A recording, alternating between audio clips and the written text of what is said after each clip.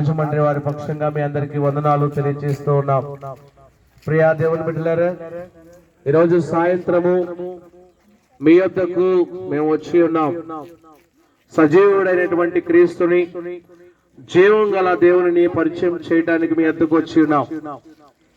బాల్యము నుండి పాపమునకు దాసులైనటువంటి మనము, బాల్యము నుండి హృదయము చెడుతో నిండి ఉన్నటువంటి పరిస్థితి నుండి విడిపించటానికి, పాపము నుండి తప్పించటానికి, మోక్షానికి నడిపించటానికి పరమాత్ముడు అనగా తండ్రి అయిన దేవుడు పంపించినటువంటి తన ప్రియ కుమారుడైనటువంటి యేసు క్రీస్తు శిలువ బలియాగము ద్వారా మీ పాపములకు విడుదల కలుగుతుంది అని చెప్పడానికి మేము సంఘబిడ్డలము, యవనస్తులము కలిసి మీ ముందుకు వచ్చి ఉన్నాం.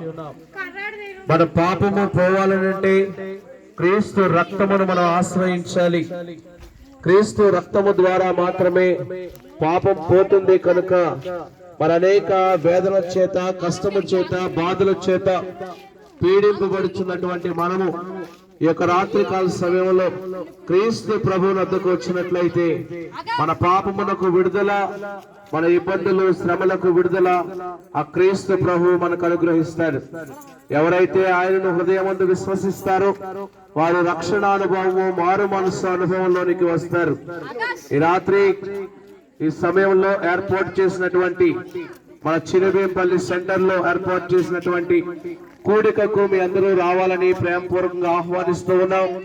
మరి మన కుటుంబాలలో నేటి ప్రస్తుత దినాలలో అపవాది తన సంఖ్యలలోకి, తన బంధకాల్లోకి మన కుటుంబాలను, మన యవ్వన బిడ్డలను తీసుకుని పాడు చేస్తూ ఉండగా వాటి నుంచి విడిపించడానికి క్రీస్తు సువార్తతో మేము మీ దగ్గరికి వచ్చి ఉన్నాము. కనుక ఈ రాత్రి జరగబోయే కూడికలో మీరు అందరూ పాల్గొవాలని ప్రేమపూర్వకంగా మనం చేస్తూ ఉన్నాం.